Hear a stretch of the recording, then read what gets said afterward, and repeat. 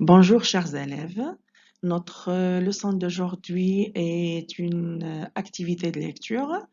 Nous allons étudier ensemble la scène dernière de l'acte 5 de la pièce théâtrale Le bourgeois gentilhomme de Molière, la stratégie qu'on va adopter et la lecture méthodique.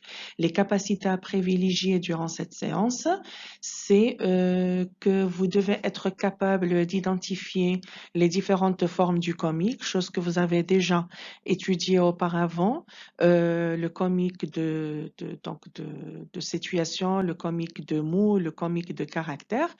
Et comme deuxième capacité, nous allons voir les caractéristiques qui montrent bien qu'il s'agit du dénouement dans une pièce théâtrale. Le dénouement, c'est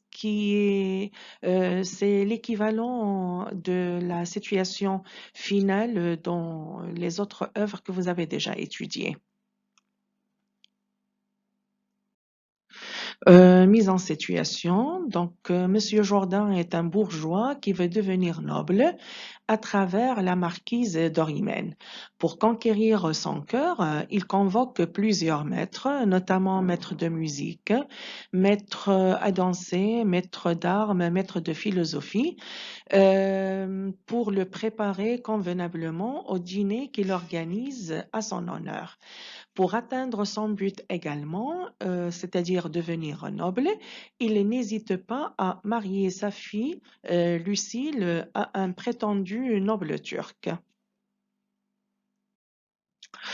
Donc, grand 1, identification du texte. Bon, inutile de vous rappeler que vous devez avoir l'œuvre sous les yeux et donc repérer rapidement la scène dernière de l'acte 5. Alors, la situation du passage. Monsieur Jourdain a refusé de marier sa fille Lucile à Cléante, qui n'est pas noble, sous conseil de son vilain valet Coviel. Cléante se déguise en un mamamouchi, c'est-à-dire un noble turc, et refait la même demande à Monsieur Jourdain, à savoir demander la main de sa fille Lucile. Ce dernier accepte cette fois-ci et tente de convaincre sa fille d'épouser le jeune noble et par la même, d'oublier son bien-aimé Cléante.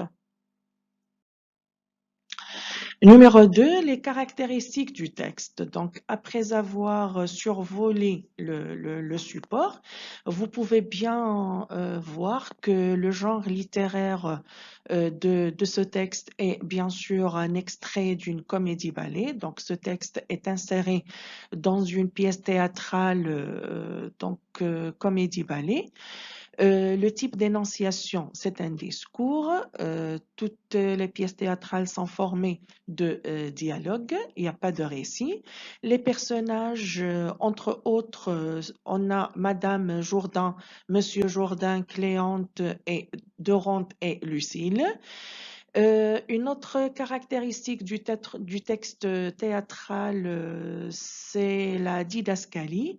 Ce sont donc bien sûr des informations cyniques données par l'auteur aux lecteurs qui ne peuvent pas suivre ce qui se passe sur scène.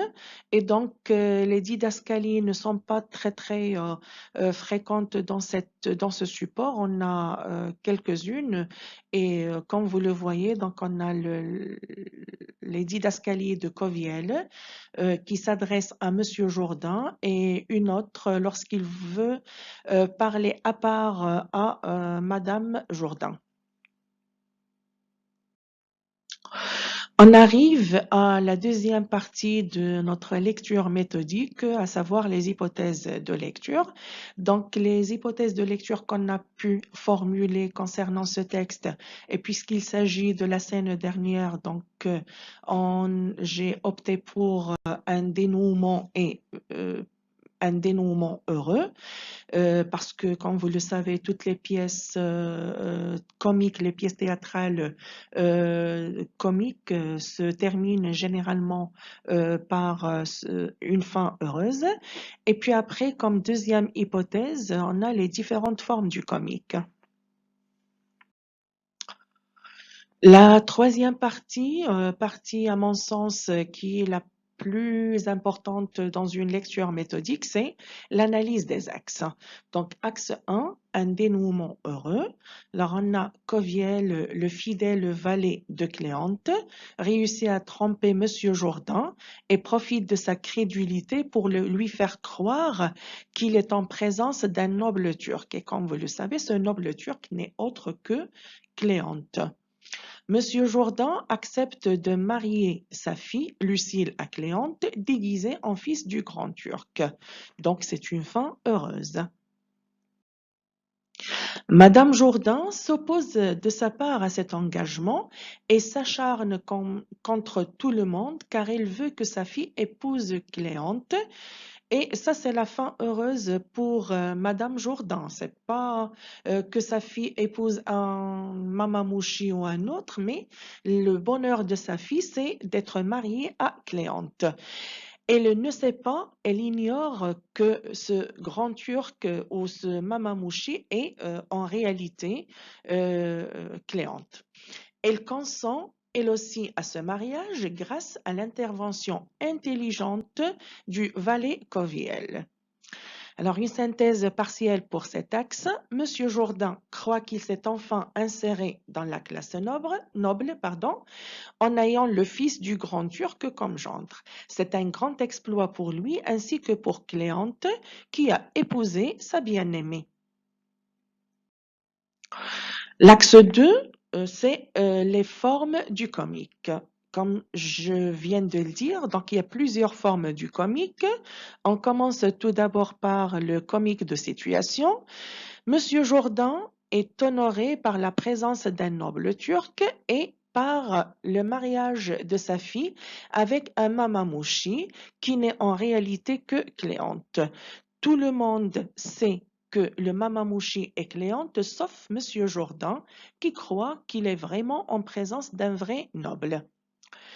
Un autre comique de situation, c'est l'aparté de Coviel avec Madame Jourdain, qui au début a refusé de lui donner l'occasion de lui parler à part, mais qui finit par accepter, et c'est là où elle apprend que le Mamamouchi est Cléante. Le comique de mots, donc il s'agit de la répétition d'un certain nombre de mots et cette répétition déclenche le rire du lecteur, donc notamment le mot truchement, le verbe écouter, répété de la part de Madame Jourdain et du valet, et puis après certaines paroles prononcées par Monsieur Jourdain comme du caquet, bon, au lieu de dire c'est du bruit, c'est du n'importe quoi ou autre, il a choisi un mot qui ne convient pas vraiment à la situation. Donc, ce mot provoque le rire, comme j'ai bien mis entre parenthèses. Le caquet, ça veut dire le bruit provoqué par les poules. Et puis après, la dernière phrase de Monsieur Jourdain qui vraiment déclenche le rire du spectateur ainsi que peut-être de vous, nos chers lecteurs.